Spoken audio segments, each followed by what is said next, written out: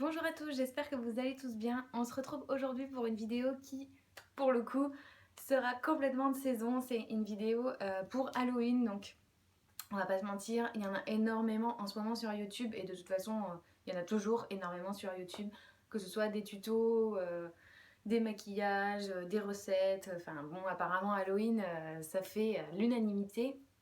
Non, moi personnellement, je suis pas spécialement une grande fan d'Halloween. J'aime bien ça, j'aime bien le fêter, j'adore les bonbons, mais j'ai pas besoin de ça pour vraiment créer des maquillages ou créer des recettes ou que, par exemple, juste manger des bonbons. Avant de rentrer dans le vif du sujet et de vous présenter le maquillage que j'ai choisi de partager avec vous et surtout de créer pour vous, je me suis dit que ce serait sympa d'apprendre tout simplement les bases et donc pourquoi pas vous montrer comment créer les cicatrices ou les blessures, ce genre de choses. Donc je vais faire vraiment quelque chose de très rapide sur ma main ou peu importe, histoire que vous vous appreniez les bases, que vous compreniez les choses à faire et qu'après vous puissiez réaliser n'importe quel maquillage finalement sans vous prendre la tête et surtout sans galérer.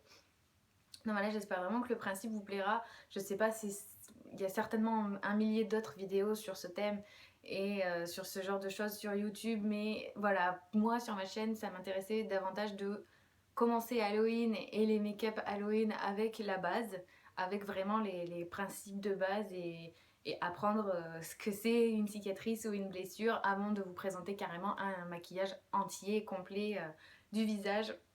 Donc voilà, j'espère vraiment que ça vous plaira. Et puis on va commencer tout de suite parce qu'il y a du boulot. Je vais donc réaliser ma blessure avec du plasticine, c'est comme une pâte à modeler mais exprès pour faire les effets spéciaux, c'est le plus couramment utilisé au cinéma. Donc j'avais que ça sous la main donc autant s'en servir. Donc j'en prélève une petite quantité et je viens la modeler directement sur ma main à l'aide de mes doigts pour commencer. Voilà, ça se travaille vraiment très facilement, j'ai juste à donner la forme que je souhaite. Je peux même utiliser le bout de mon pinceau ou d'une spatule, peu importe, jusqu'à l'obtention de la blessure ou de la cicatrice que je veux réaliser.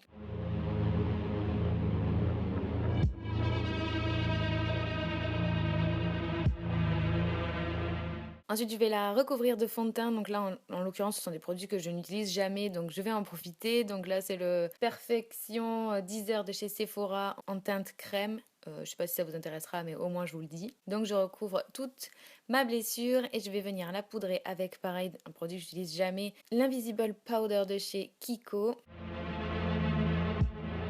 Je vais tracer l'intérieur de ma cicatrice avec des crayons de chez Urban Decay, mais pareil, hein, utiliser des crayons, peu importe, en teinte marron foncé, donc c'est Underground et Whisky, il me semble. Et après, je vais venir tout flouter et fondre avec une ombre à paupières de chez Kiko en teinte 237. Et je vais continuer de venir travailler mes ombres et lumières, toujours avec un fard de chez Kiko. Et là, c'est le 240.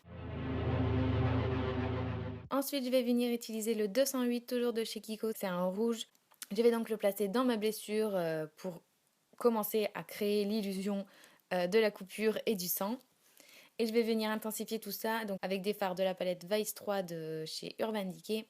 Donc là, en l'occurrence, j'utilise Sonic donc, et Bandage et Alchimie que je mets toujours à l'intérieur de ma cicatrice. Je reprends mon fard 240, toujours de chez Kiko, pour retracer les ombres et les lumières.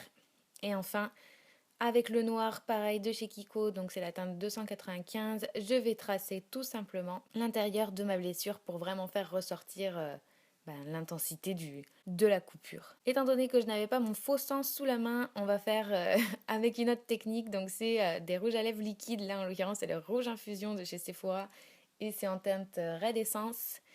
Donc je l'applique comme si j'appliquais du faux sang, juste pour donner l'illusion, et pareil avec le vernis à lèvres de chez Yves Saint Laurent. En teinte 11, c'est un rouge hyper électrique. Mais c'est ça qui va faire la couleur sang, entre guillemets, un peu passé, un peu coagulé. Et j'hésite pas à revenir avec mes fards, avec le noir, avec le marron. Je reviens avec le rouge infusion, histoire de vraiment créer l'illusion de bien travailler ma blessure, mon faux sang, etc., etc., jusqu'à l'obtention du résultat que vous souhaitez.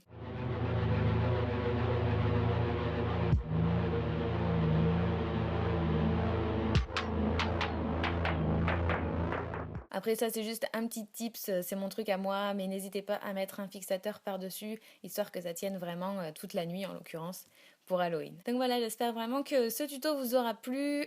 C'est vraiment très simple, il faut juste être hyper inspiré et surtout s'amuser, c'est vraiment le but du maquillage et là en l'occurrence encore plus. N'oubliez pas de mettre des petits pouces en l'air et pourquoi pas vous abonner à ma chaîne. On se retrouve la semaine prochaine, bye!